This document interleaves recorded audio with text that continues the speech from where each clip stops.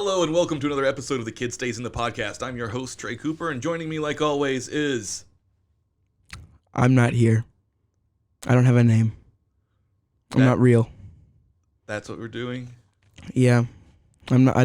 I don't have a name today. I thought if we decided that if you didn't have a joke, you could just say your normal name instead of making something terrible. Nope.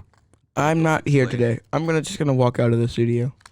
Alright, so joining me today is Solomon Cooper, and this is starting off so well. I can't wait to see where this is gonna go. I'm sad. We have a pretty jam-packed show. We decided to take it lighter. Last week we did a pretty deep dive into the cannibal thriller Fresh. Oh yeah. And we wanted to give everybody a break from the gore. We did have a couple of people email and say they had to turn the episode off because it was too much for them to even have us discussing the movie, even though it wasn't in graphic detail. It was brutal. It's understandable. I respect that. So we won't be talking about cannibals this week. We're going to be discussing a new movie that is available for streaming right now on Disney+. Oh, you want me to say the name? No, that's why I'm looking at you, yeah. Better Nate Than Ever. Yes, it's a musical from the creator of... High School Musical, the series? Yes, Tim Federle. Federal. It's not federal. It's Federelli. Federelli? No, that's not it. Anyway, Tim Federelli created this show, and it's based on his best-selling book. Sorry, this movie.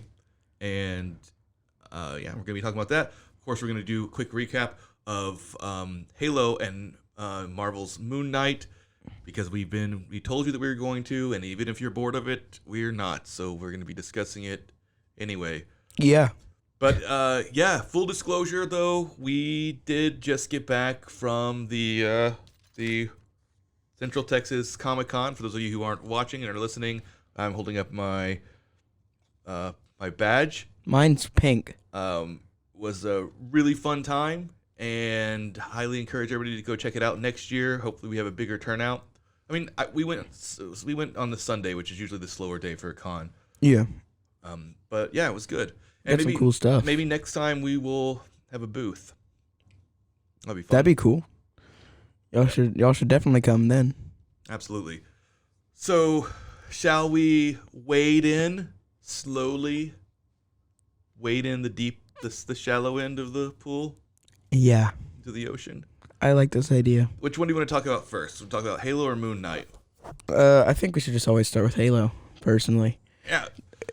So, Halo, we're on episode 3 now. The show, it's been very confusing for some people. It doesn't follow the plot of the games. They've changed a lot of lore. Some people say, what's even the purpose of making a show based on a game if you're going to do that? I don't have any issues with that, personally. I think it allows us to relive a new story in the same universe. Yeah. Because we've already experienced the other one. That's already basically a 50-year-long movie. Yeah, and I honestly think that the most successful video game movies have been the ones who find a way to operate inside the universe, but not trying to tell the exact same story. Yeah. This isn't a video game movie, though. It's a video game TV show, which we've never had before. Really? We're about to have another one, another prestige one, which is The Last of Us for HBO. But yeah, we have a bad habit of talking around the things that we're trying to talk about by talking about other things.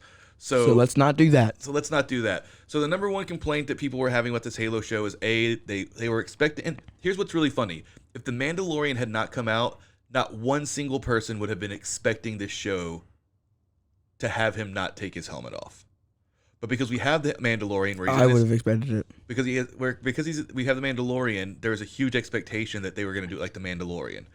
So by the time we're in episode 3, hopefully you've gotten your panties or your knickers untwisted enough to see the show is going to have him out of his armor. It is going to have him out of his helmet. But I think that by episode 3, they've actually figured out what they're trying to do with this show. Yeah. I felt like this is the episode where everything clicked into place. Yeah, like it was good today. Like it was really good. Not today. It was a really good episode this week. Yeah, we start off with the human who's been taken in with the Covenant. We get to see her backstory and why she has sided with the aliens. It was essentially because she was the Covenant. Don't call them the aliens. Yeah, but there are people that listen to these podcasts that don't know everything about Halo, and they may not be watching the show yet. So, Well, yes, the Covenant, the evil aliens, they have adopted this human because they've, I guess, realized she's some kind of chosen one. But the point is, for her, it's more important why she sided with them, and that's because she was essentially like a slave child in some like slumlord scrap. Yeah, like Planet. it was like a mining planet or something. And she watched her best friend, who was like an 8-year-old kid, get beat to death right in front of her by these like evil corporate monsters. Yeah, and she was about to get beat to death, and then she got saved by the aliens. By the aliens. Yes, by the Covenant. So we get to see her backstory, and then we get to watch a really amazing scene of her come on with these hunter worms and kind of take over a ship. That was pretty amazing. And then we got introduced finally to the show's version of Cortana. And Solomon had some major issues with the way she looked. I had a major issue with the way she looked. One major issue. I loved her. She was awesome. I think everything about her was amazing. But she had skin. She didn't have skin. She had skin color. She had skin tones, yes. And I don't know why they would do that to me.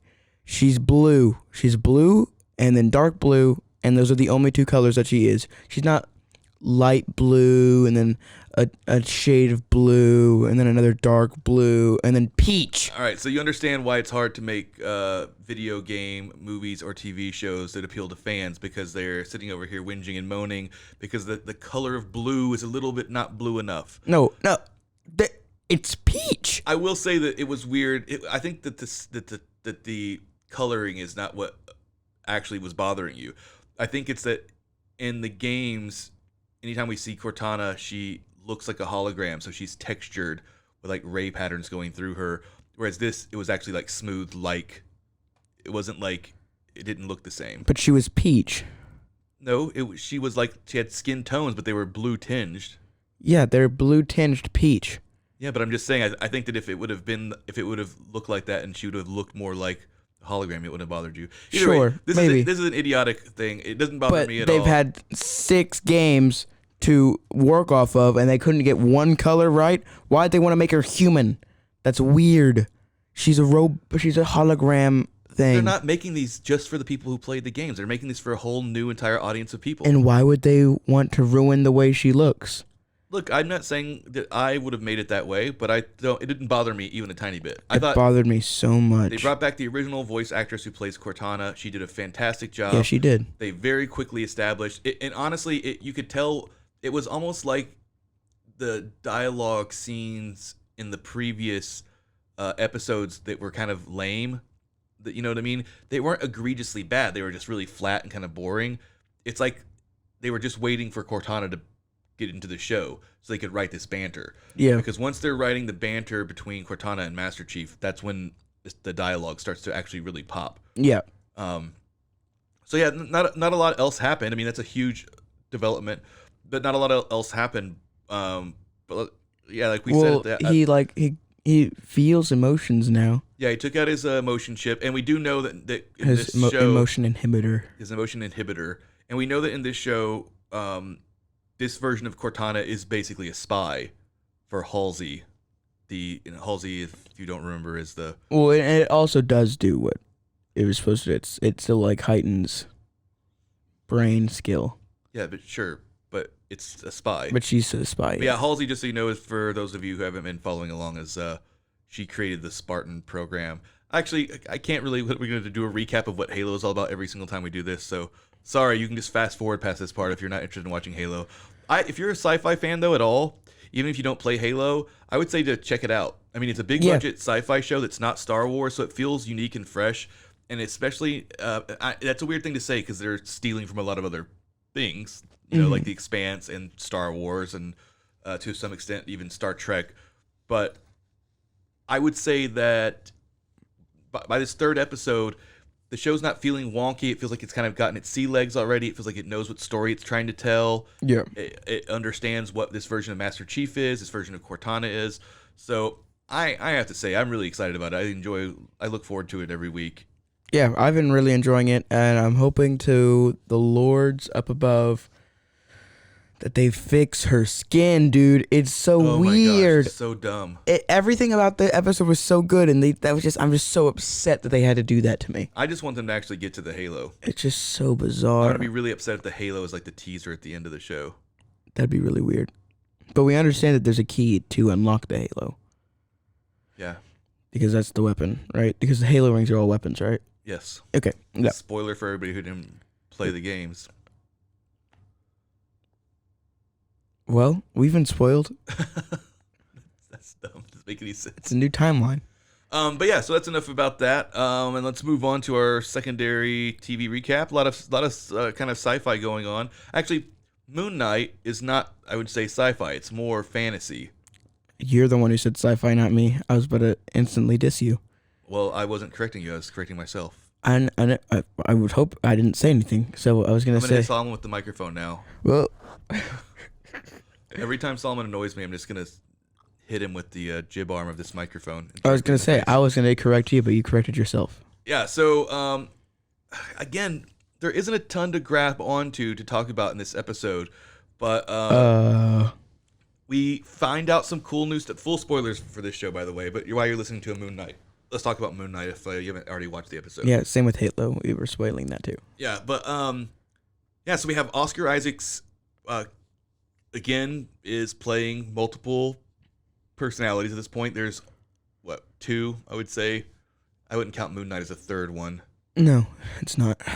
So there is the, bumbling but adorable British Boy.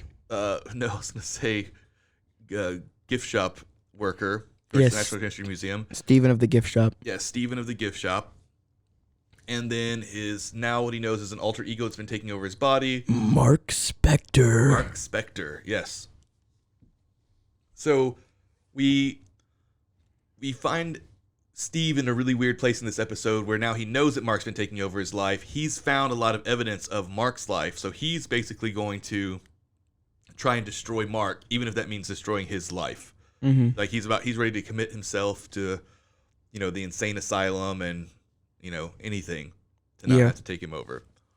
So we get to find out a lot more of the lore behind Moon Knight, what he does. So do you remember what the name of the mummy guy is? He's like a minor deity, His name's like Full Shock or something. Nushoop. No, not Nushoop. Newlock. I'll look it up. Nushock? I'll look it up while you take over from here. So we find out like that the Moon Knights are the avatar for this minor Egyptian deity, and we also learn that the main villain Ethan Hawke's character used to be Moon Knight. And he used to be the avatar for Moon Knight. And but now he felt that it was unfair the way that Moon Knight worked, because what he did is that he just like would kill all the people who had already taken the path of evil. Khonshu. Yeah, I Khonshu. tried to look it up and you had to watch me. Unprofessional. And basically this new deity he's following, Amet. Yeah. Basically there's like a scale of good or bad, and it basically decides if you're good or evil before, and if you're evil you just die. Yeah, so and it even with children and everything. Yeah, so Amit's like did you ever see Minority Report? No. Steven Spielberg. So Minority Report, they essentially have these beings that are called precogs, and I can't remember if they were like genetically bred that way, but essentially they were supposed to have precognition. They could see into the future. Okay. Right? So in the future, in Minority Report, crime is predicted before it happens. So they have these essentially psychic things that are linked up to this computer system, and it flags a crime in the future. And then they go arrest the guy before he can commit the crime. And like one of the examples is a guy who the vision they saw was he comes home and he finds out his wife is having an affair. So he just snaps and in a crime of passion kills them both. Right? Mm-hmm. And so this guy would never have been thinking about killing his wife. He didn't think of himself as a murderer. It's a crazy thing that snaps. Yeah. But what happens, they just go and arrest this guy at his house. He has no idea that why they would think that he's going to do something or anything. I mean, he does know. They know what the precogs are. They know that's the law now. Yeah. But you can see how unfair that is. You know what I mean? Mm-hmm. Like you would think that there would be a better way of getting around the system. But yes, that's what this essentially. That's what Amit's kind of justice is. So Khonshu, yeah. Like his justice is you commit a crime, he punishes you, right? He Yeah. doesn't wait for judges and juries. He sends in Moon Knight to take care of it. Yeah. So vigilante basically. Mm-hmm. Whereas Amit is pre-crime, right? Yeah. You get judged by what you might do in the future, Oh. or in in this God's mind, what you will do in the future. Yeah, like it knows or something. It can see all things, future, past, and present. And then it just kills you right then. Yeah, and it's so weird because, like I was saying, he just kills kids or anything who hasn't even done anything in their life yet, and they'll just die. Right, and they didn't show that, but Steve brought it up as part of a paradox. He's like, oh, so but what about their kids? Yeah, and he's like, I I don't know about you guys, but I'm not into this murdering kids thing. Is that what y'all are into? It's funny. Yeah. But yeah, I mean, we still don't know exactly what the plot of the show is going to be. You know what I mean? Like the overarching plot. Well, We do at least know what the main villain is trying to do, right? Ethan Hawke is trying to get the Scarab, and we now know that it is a compass to Amit's tomb. A compass to Amit's tomb, so they can resurrect her. Mm-hmm. And I thought that was a really funny line when Steve is like, maybe we don't go trusting everything that this half crocodile lady says. I thought that was pretty funny. But yeah, like the show continues to be really delightful because of great performances. Not as much action as some of the other Marvel shows, but I appreciate it. And what action there is feels unique. Yeah. It's a bit darker than I think most of the other Marvel shows. Yeah, this is a very different Marvel like IP, I guess. Yeah, they're not mentioning Thanos or the blip or any of the things that happen in Avengers, you know what I mean? Like as far as the show is concerned, they're pretending like this is a totally separate entity. Yeah. That doesn't mean that Moon Knight won't ever show up into something else. But as far as the show is concerned, they are definitely treating it as a completely self-contained thing. Which I think has been really cool. Yeah, and not to just get obsessed with us talking about the way that things look, lest we be labeled shallow, but Moon Knight just looks really cool. Yeah. And even though in the only version of the comics that I ever read, and I know there's a bunch of different versions, so I'm not at all trying to say that this should be how it was. He was like Batman in the sense he was just a really rich guy who made his own suit. It wasn't a magic suit. I don't actually know any iteration of it where it's magical. But there's something really cool about the way it like goes onto him because it's like it wraps around like mummy bandages and the thing comes on. Yeah. And then he has like a half moon like batarang that he pulls out of his chest. Or karambit is what I was calling it. What's a karambit? It's a curved knife. Okay, well, I think it looks like a batarang. Okay, well, sure. It is, or basically. A moonerang. Also, there was 2 really awesome shots in this episode as well. There was a shot where he like jumps over a building and it's like he jumps and it's like right in the moon. And then there's another shot of like a church and like a dead body on top of like a spike on the church and him looking up, and it's like a diagonal line of things. So it's Moon Knight looking up at the death on top of the church, and then that's the church, and then it's the moon, and it's just a really good shot. And it's like yeah, there's a lot of depth to the shots in this show. Yeah, and I think that it feels more cinematic than some of the other Marvel shows have. At least to me. Yeah. I mean, WandaVision had moments where it felt really cinematic, but once it started getting back to just the normal Marvel-y plot, it flattened right out. Mm-hmm. What else would I say? I mean, yeah, I'm sorry. Should start finishing my sentences. I was gonna say, what other Marvel shows would I say is really cinematic? I definitely don't think Falcon and Winter Soldier was. That was pretty flat. Okay. Hawk had a very specific tone, but I wouldn't say it was particularly cinematic either. Yeah. So this is the most cinematic one. Yeah. But yeah, like other than that, like we just don't know a lot about what's going. Are you having a stroke? What's going on over there? My arms were tired. Maybe you should try sitting up, like me, to get some posture going. I had posture earlier, but just uncomfortable. I was just trying to stretch my arms and my back. Well, we just don't know a lot about what else is going to happen in the show. We know that now that Mark Spector is trying to take over Steve's body. It's really hard for us to know which one is the original owner of the body. It seems like Steven, but that feels like a trick. Yeah. But Steven, I feel like, is. Maybe. Because Mark says, he's like, I promise I'll get this thing and this won't be an issue. Yeah, but he needs to say whatever he can. And why would Steve get to have it? All Steve has is a goldfish and no life and no friends. Mark has like a wife and kids. I'm not saying that who deserves to get the body. I'm saying whose it was. That's what you asked. There's a really funny part where Steve tries to turn into Moon Knight without letting Mark take over his body. And he turns into some kind of weird posh Moon Knight with like a white suit on, like an actual suit coat, not like a superhero suit. Yeah, just like a straight up suit, and it's still got like the mummy bandages, but it just looks really weird and silly. Yeah. But I think that's about it for Moon Knight, right? Yeah, I think it's gonna be a little bit until we start digging into the meat of the show. But right now, it's kind of a lark. You know, it's light, and you don't really know what's going to happen. And I'm loving it, honestly. But yeah, I'm having a great time with it. I'm looking forward to it. So let's take a quick break and hear from our sponsors, and we'll come back and discuss Better Nate Than Ever. Better Nate Than Ever.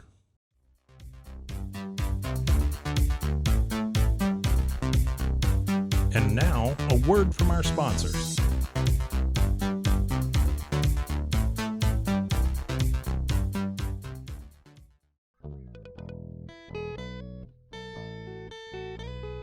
Hi, this is Sarah. And I'm Carter. And this is Some of Our Thoughts. We're two Southern sommeliers, and we want to share everything we love and know about wine. We started hanging out during quarantine and cooking and drinking and listening to music, and we just thought this would be a great way to bring everything we know to you guys. We will make wine knowledge and food pairings easy and approachable. So put on your favorite vinyl, grab your favorite glass of wine, tune into our show, and let's have some fun. Wine and vinyl. So check us out on roguemedianetwork.com or wherever you get your favorite podcast. We'll be talking about a lot.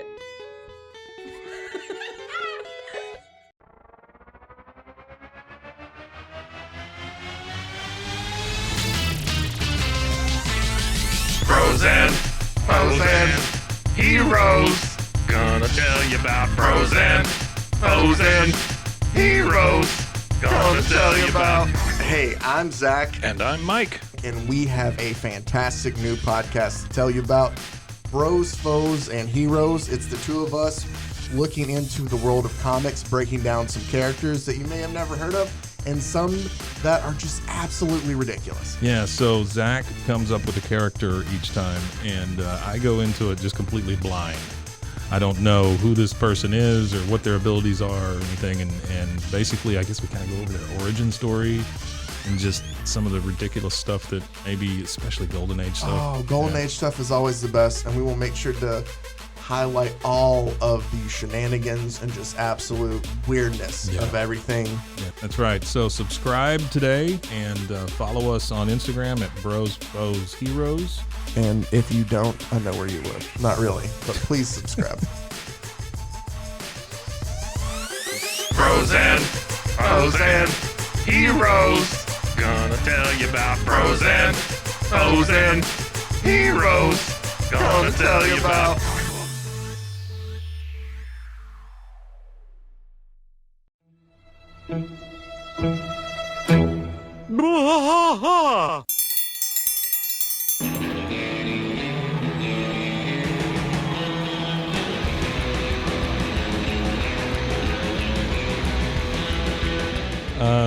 What are we doing here, Rusty? What are we gonna do? Yep, we're doing the King of the Hill rewatch podcast. King of the Hill rewatch podcast. Yeah, so we're gonna go through one episode at a time.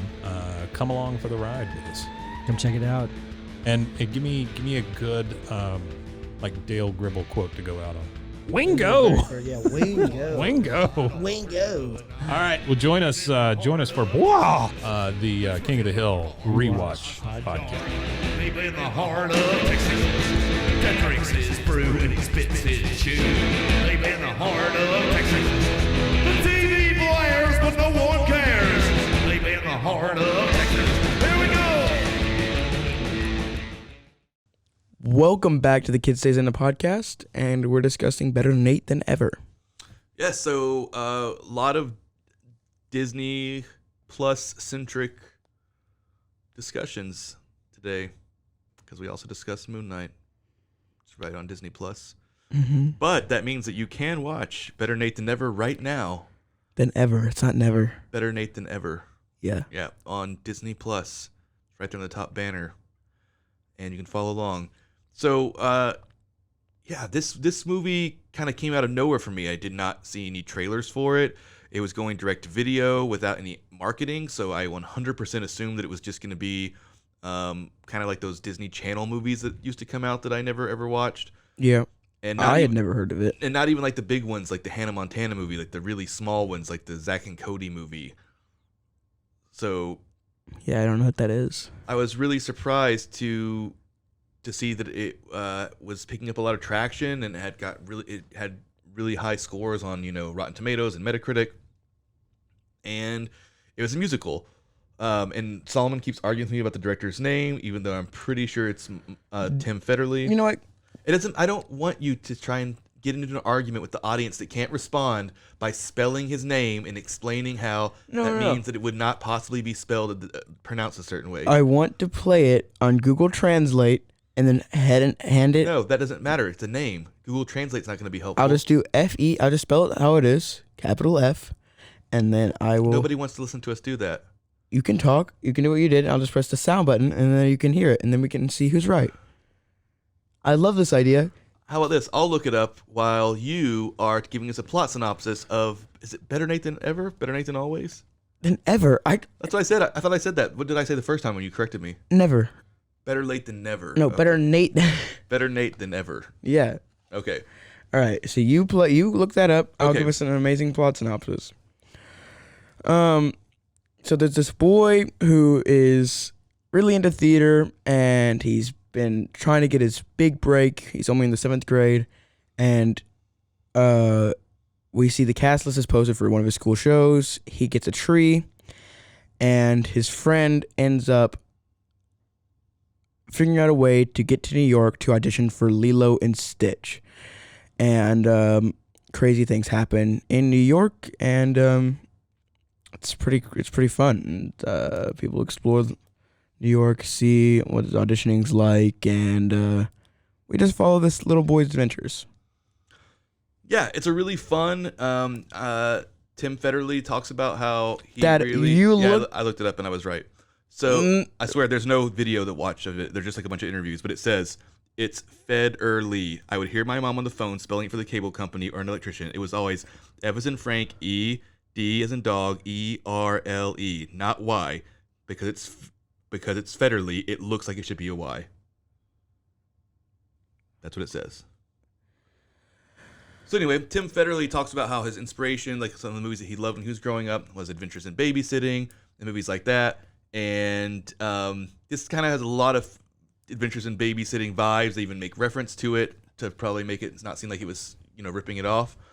But he found an absolute gem with Ruby Wood. Is that Nate's name? What is wrong with you? Ruby is the only part of that name I know. I don't know his last name. Yeah, I think it's Ruby Wood. I know 2 of the names. You can know the rest of the names. I hope that the people that are watching this are really enjoying how many times I'm having to look on my phone. I think it's good that. Yeah, it's Ruby Wood. I think it's good that you're checking on your phone. We have Ruby Wood, and then of course the big surprise for Solomon. Even though I knew it because I looked it up before. I can say it. Sure. It was Lisa Kudrow. Yeah, Lisa Kudrow, and she's really good in this. She is. And one of the surprising things that for these movies that are kind of precious about cute little kids is it's so centered on them, and then the adults kind of get short shift. I don't know. What is the matter? Are you having a stroke? I confessed to everybody that we were really tired because we've been at Comic-Con all day. I'm fine. You're having a stroke. Anyway, they normally don't give, they don't really care about what's happening with the adults. And while the parents do kind of not have a nothing role, they basically only exist so that the kids aren't have to be set in an orphanage. But yeah, Lisa Kudrow actually gets an arc. Like all the side characters kind of get their own arc. It's not just Nate's arc. You know what I mean? And his best friend. Right. Yeah, I said all the characters. So Well, no, I'm saying it's not just Nate and his best friend because I feel like yeah, there's a lot of new folks in this movie, people you haven't seen before in anything, or you've only seen them in really small things. We have Lisa Kudrow, and then Joshua Bassett. Yeah, Joshua Bassett. He's in High School Musical, the series. He's really good. He's gorgeous. All right, we're done. Next. He's not that gorgeous. I love him. So weird. It's such a weird person to like be obsessed with. I'm not obsessed with him. He's like a really basic Disney Channel bro. I'm not obsessed with him. I just like him a lot. You said you love him and that he's gorgeous. He's like the most generic.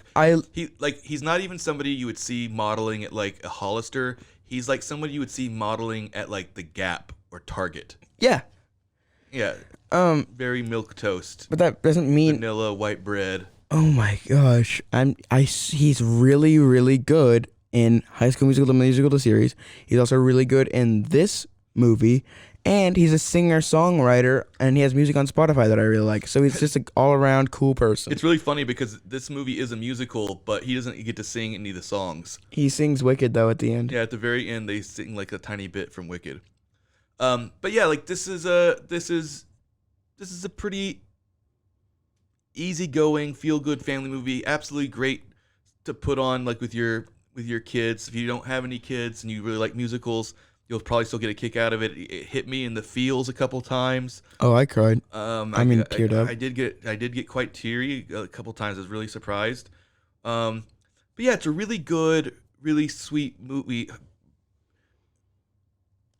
But I don't think it's the kind of movie that's going to evaporate. I can't remember any of the songs. They're perfectly fine while they're happening, but they're not particularly memorable. Yeah, they sound good. They sound like they sound like they should be catchy, but like I'd have to listen to it a bunch of times. Yeah, and the budget sometimes is showing through. I think they did a really good job with making it to where whenever they're doing the Broadway musical numbers, they all take place in this very fakey looking set.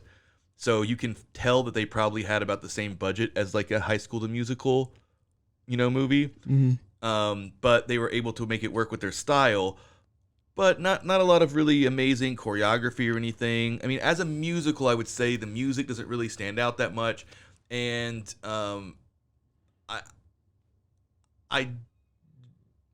it doesn't feel like I'm trying to not sound really negative.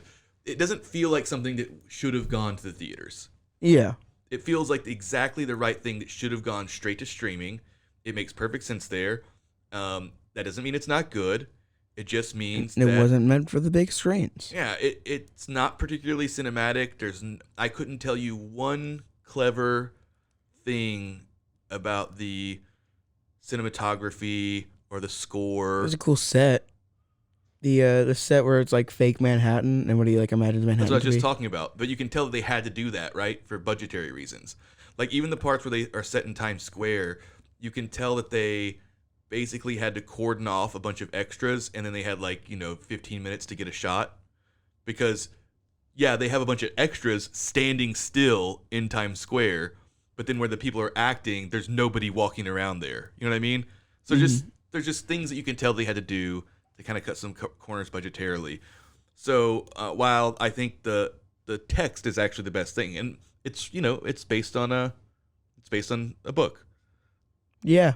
So is the book called the same thing? Yeah, I don't. Yeah, but I imagine it's not a musical. I can't imagine it singing to you.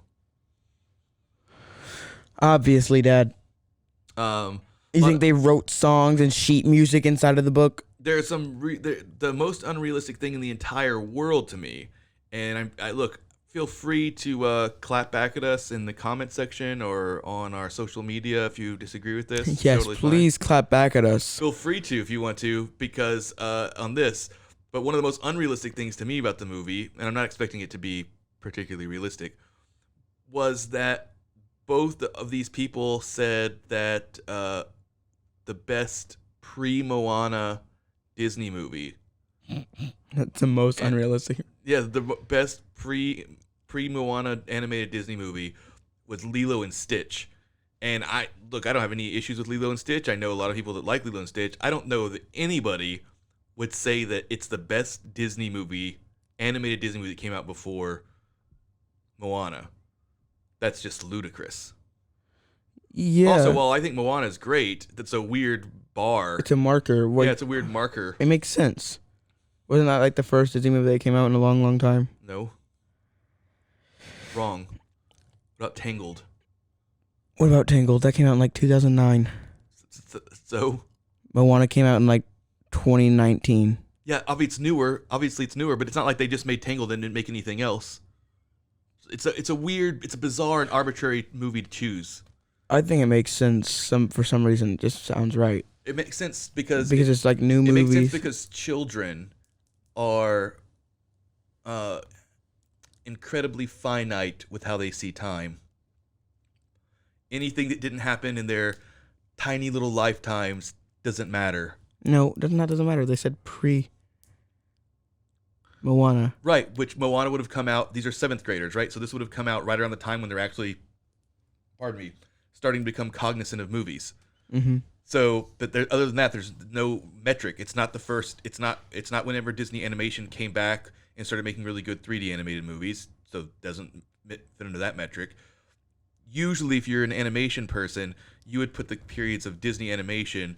You would demarcate whenever they started making really crappy, low-budget animated films like Oliver and Company, which I loved as a kid also, but I was a kid, and it's not a very good movie, and the animation's pretty bad.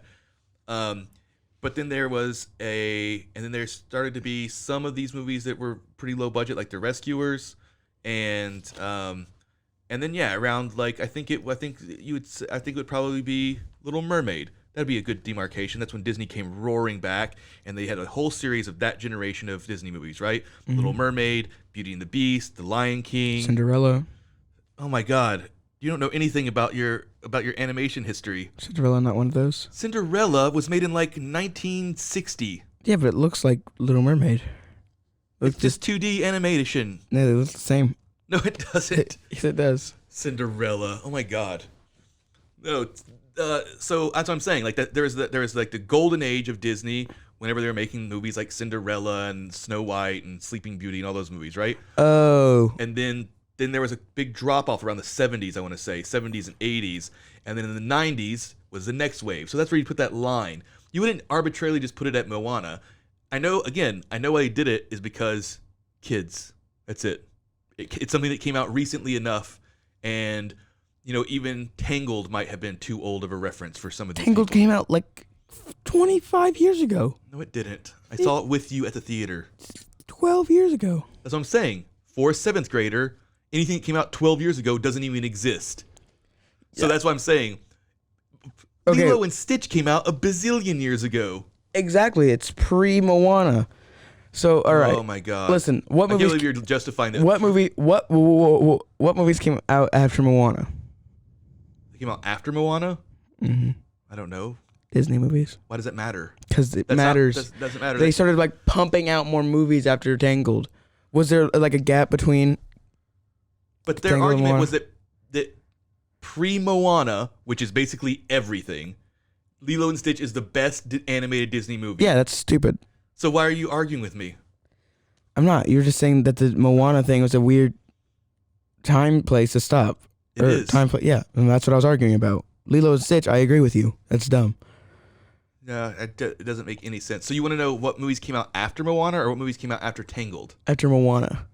Well, Moana just came out pretty recently. What, Frozen 2? That's not the only one. A lot of movies came out after Moana. I don't understand how this proves your point at all. This is annoying to me. You're just sitting over there stretching like a cat, taking a nap, while you say ridiculous things that don't even make any sense. Okay. How in the world what came after Moana matters? Would they define that as like the breaking point?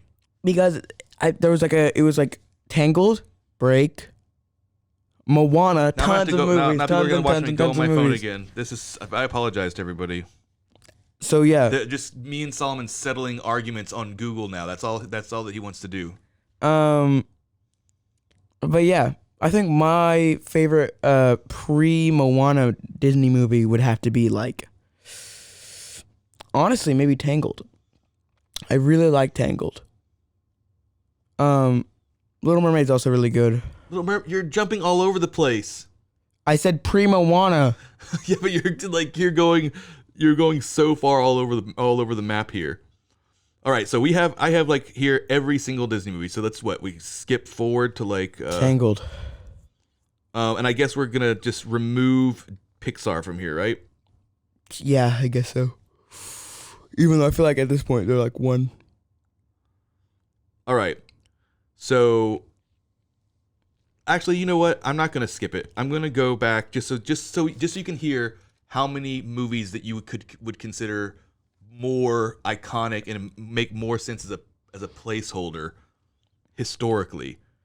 So we have Tangled in 2010, right? Dude, I almost nailed that date. Yep, Tangled in 2010, and then we're skipping all the 12 years ago, I didn't nail it. skipping all of the Pixar movies. Yeah. So then Wreck-It Ralph, Frozen, which I think was much more of a cultural moment. When was Wreck-It Ralph came out? 2012. 2012? Frozen came out 2013. See, Then Big Hero 6. See, these are all good movies. Zootopia, these aren't musicals. and then Moana. Moana's the only musical. No, it's not. Frozen is a musical. Oh, sorry. My bad. This must be the most boring movie podcast to listen to at this point. It's just you saying stupid things. No, Frozen to is a argue musical. with me. Frozen is also a musical. So is Wreck-It Ralph. Wreck-It Ralph's not a It musical. has tons of music in it. It has music in it. Yes, that is. Like songs. But they don't sing them. I think it considered a musical. Wreck-It Ralph is not a musical. Anyway, then Toy Story 4. It's Pixar. Yeah, you're right. Frozen 2. So since Moana. Frozen 2, Raya and the Last Dragon, Ron's Gone Wrong, and Turning Red, none of which are musicals. Oh, and Encanto. Turning Red's not Disney either. So yeah, so why in the world would you put it at Moana when there's only one Disney musical that's come out since then? That's really Encanto. weird. You're right. Yes, I know, and I'm really glad that you guys got to witness this incredibly deep and detailed Moana? discussion. There's other movies. Yeah, exactly. That's what I'm trying They to say. should have started at Tangled. Yeah, I agree with you. And I think that wasn't that like the beginning of them doing 3D animation? Yeah, doesn't make any sense. Yeah. Anyway, so the point is, the movie's light, it's airy, it's gonna disappear. So loud. It's gonna Go back into your mic. It's gonna disappear. What? You went so loud I could hear you from your voice was echoing around the whole room. The movie is going to disappear from your mind by the next day, but you'll have a great time while you're watching it. There's not really a lot more to discuss. That's why I didn't really mind going on these tangents, because it's just such a light and airy movie. It's kind of like the Atom Project. You know what I mean? Yeah, there's not a whole lot to discuss. It's just a fun movie that will disappear from the into the ether in like a week. And it's technically competent. There was only one shot that was like really, really weird. It was so weird that they must have not had anything else to fill it. But they try and do they're kind of doing it over the shoulder, right? And it's that Polly Walnuts guy. What's his name? The guy from High School Musical. How do you not know it? Jonathan Bassett. Joshua Bassett. Joshua Bassett.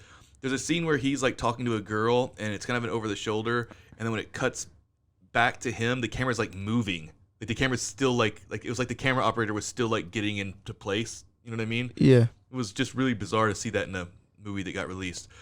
But yeah, I mean, in a movie that got released. I don't have really anything else to say. Definitely check it out. If you have kids, you'll like it. It'll pull at your heartstrings, especially if you have weirdo musical kids, like I was, like I am, and Solomon. It definitely will pull at your heartstrings even more. But yeah, I would say in wrapping it up, I would give it. What? Actually, you go first. I have no idea what I'm gonna give it. I'm thinking like a 7.5 out of 10 Joshua Bassett's. I would think I'd probably just give it a 7. Yeah. Yeah, just give it a 7 out of 10. Can't even think of any clever things to say. What? No, Any? Just 7. Just think of any. 7 out of 10 stars. Go home. What? Go home. Like Hollywood stars. Stars on the Hollywood Walk of Fame. They were not in Cut. Hollywood, though. Cut. Anyway, that's it for this week. Next week, we should be... I'm going to say it. I'm going to speak this into existence because if we're not talking about this next week, I'm going to be infuriated. All the time? Yeah, everything, All at once? Anything and everything, everything, everywhere, all at once. Yeah, something like that. Whatever. You know what the movie is. I'm really excited about watching this. So make sure you tune in next week. And until then, thanks for listening. Love you guys. Bye. Follow us on Instagram at The Kid in the Pick and on RogueMediaNetwork.com. Until next time.